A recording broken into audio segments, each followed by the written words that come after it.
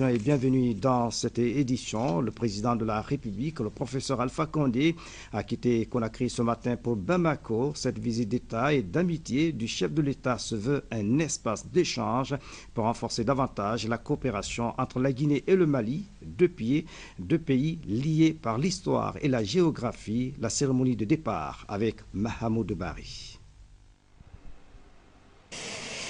Cette visite d'État et d'amitié du président de la République, le professeur Alpha Condé à Bamako, vise à redynamiser la coopération sous-régionale.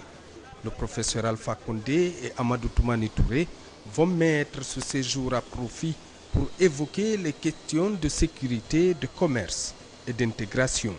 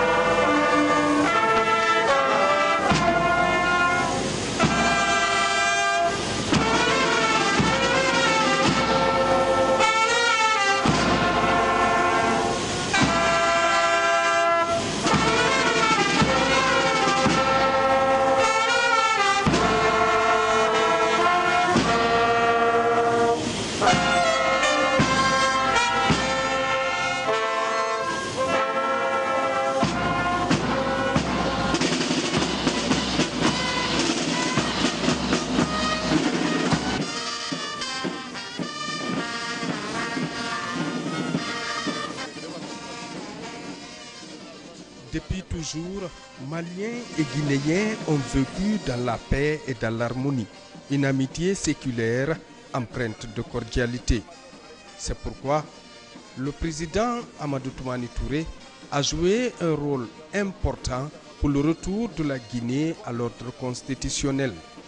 Ce matin, à l'aéroport de Conakry, on notait la présence des officiers des forces armées guinéennes, les présidents des institutions de la République, les membres du gouvernement de Mohamed Saïbou Fofana, les membres du corps diplomatique et consulaire évoluant en Guinée, ainsi qu'un détachement militaire.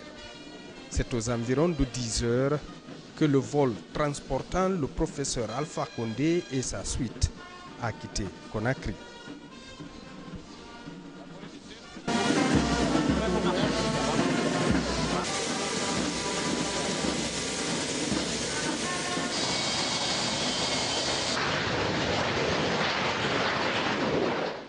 Comment promouvoir la production agricole en Afrique de l'Ouest? La question a dominé les entretiens entre le Premier ministre Mohamed Saïdou Fofana et les membres du réseau ouest africain des organisations paysannes et des producteurs agricoles. Le compte-rendu est signé de Hadi Kamara.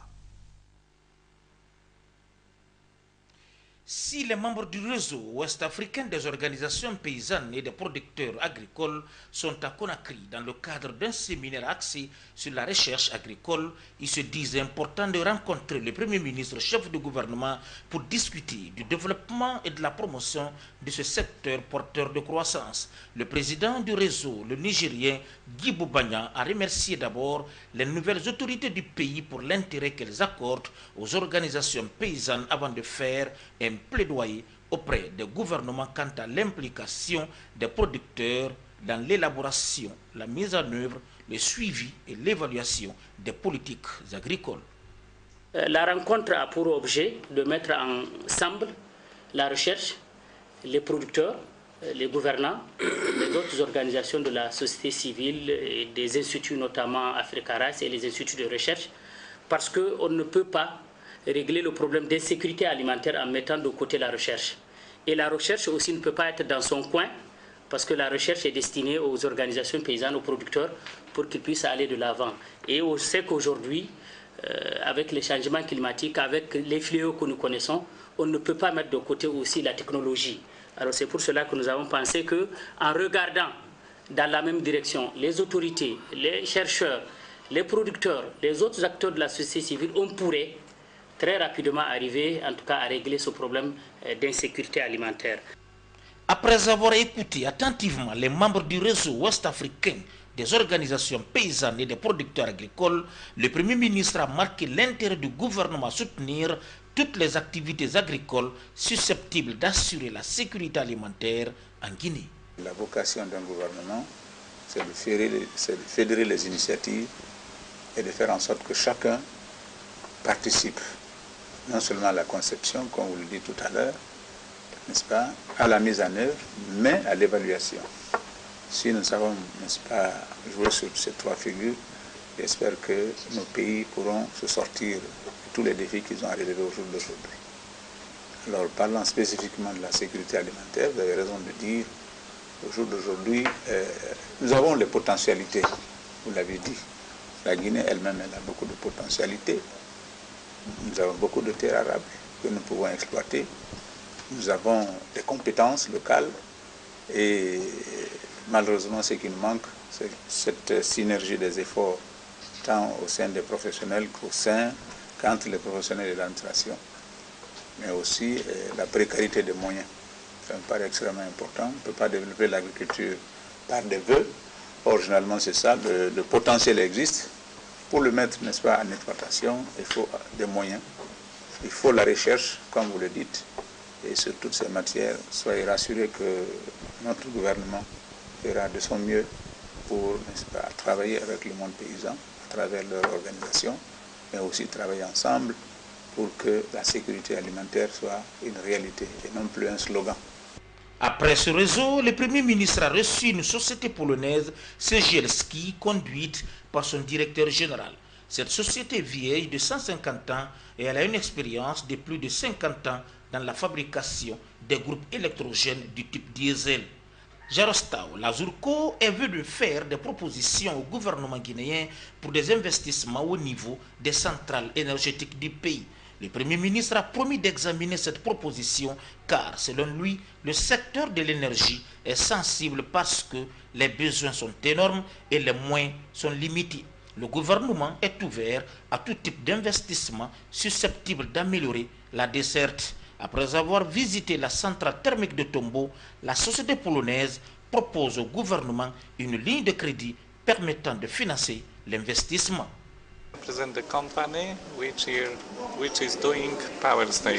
représente une société qui travaille dans le domaine de l'énergie et qui s'occupe notamment des centrales thermiques comme ce que vous avez ici à Tombo.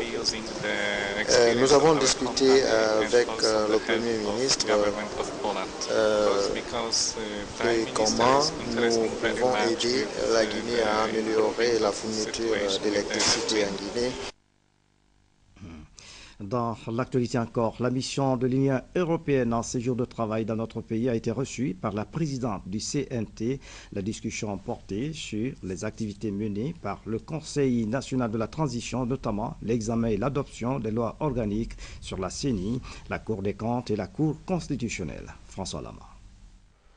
Au Conseil national de la transition, c'est un échange fructueux qui a permis à la mission de l'Union européenne de s'assurer de s'informer des activités que le CNT exécute actuellement par rapport à la tenue des élections législatives prochaines. On s'est entretenu avec le bureau exécutif du CNT qui nous a expliqué tous les travaux préparatoires qu'ils sont en train de faire sur les lois organiques concernant la CENI, la charte des partis, la Cour constitutionnelle, concernant toutes les lois qui ont besoin d'être perfectionnées, notamment en vue d'élections législatives. Donc nous avons recueilli des éléments très utiles pour notre mission. Et justement, les questions relatives aux droits de l'homme, à la réforme de l'armée guinéenne n'ont pas été occultées. La mission a été également édifiée sur les activités concrètes menées par le CNT à travers sa commission Réconciliation nationale et droits de l'homme. Activité qui pourrait d'ailleurs aider le gouvernement dans sa politique de développement au plan Entre l'exécutif et le CNT, la mission a été ensuite informée des démarches et entretiens menés qui ont abouti d'ailleurs à des engagements du Premier ministre, chef du gouvernement. Il est projeté la présentation de la politique du gouvernement devant les 159 membres du CNT ainsi que la présentation du budget 2011. Des informations complétées par la volonté commune des Guinéens d'agir pour voir comment reconduire ou non le fichier électoral actuel et l'actuel CNI pour les élections législatives prochaines. Un échange que la présidente et les deux vice-présidents ont saisi pour appeler encore au soutien et à l'appui de l'Union européenne pour sortir la Guinée de cet état actuel. Dans le même registre, la délégation de l'Union européenne s'est entretenue avec les membres de la CENI. Au menu de la rencontre, les difficultés liées à l'organisation des élections législatives communales et communautaires. Ablaye Diallo a suivi ces entretiens. Cette mission de l'Union européenne est à Conakry pour évaluer les perspectives mises en place pour l'organisation des élections législatives en Guinée. Au cours de cet entretien avec les membres de la Commission électorale nationale indépendante CENI, toutes les questions liées à l'organisation de ces élections ont été évoquées. Il s'est avéré que la CENI souffre de quelques entraves qu'il faut nécessairement corriger avant d'organiser ces élections, beaucoup attendues par la communauté internationale. On s'est entretenu surtout sur les questions ayant trait à la préparation des élections législatives en Guinée. Et donc, quelles sont toutes les différentes étapes qui devront être franchies concernant le fonctionnement de la CENI, le fichier électoral, la mise en place de toutes les corrections des facteurs qui ont pu perturber les élections passées, et notamment les recommandations de la mission d'observation électorale de l'Union européenne sont une source d'inspiration pour ces différents travaux préparatoires. Pour le président par intérim de la CENI, il est indispensable d'organiser un comité de pilotage avant de proposer un chronogramme fixant la date officielle des législatives. Ce comité permettra d'évaluer les tares enregistrés pendant la présidentielle de 2010 et éventuellement envisager des recommandations afin d'éviter de prendre des engagements non réalisables. Avant de poursuivre cette édition, cet arrêté du ministre de l'Administration du Territoire et de la Décentralisation, arrêté portant mise en place d'une délégation spéciale dans la commune de Kaloum. Le ministre de l'Administration du Territoire et de la Décentralisation arrête, article 1er, conformément au décret de dissolution des conseils communaux et sur proposition de l'autorité de tutelle, les citoyens dont les noms suivent sont nommés membres de la délégation spéciale de Kaloum. 1. Madame Maradi Camara, professeure présidente. 2. Madame Sona Barro, enseignante vice-présidente. 3. Monsieur Amadou Yankres Keita, ingénieur agronome, membre. 4. Mamadou Ndaye Kébé, économiste, membre. 5. Monsieur Nabi Souma, professeur, membre.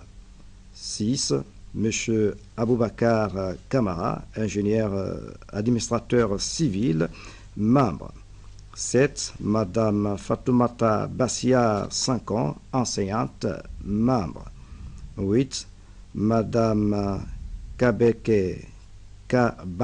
Monsieur Kabake Kamara, instituteur, membre. 9. Monsieur Fassine Silla, comptable, membre. 10. Madame Mamayimbe Kamara, membre. 11.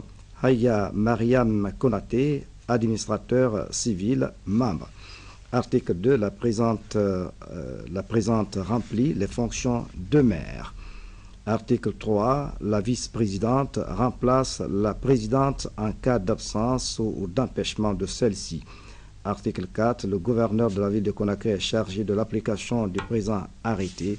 Article 5, le présent arrêté qui abroge toute disposition antérieure contraire prend effet à compter de sa date de signature et sera enregistré et publié au journal officiel de la République, Conakry, 4 mars 2011, signé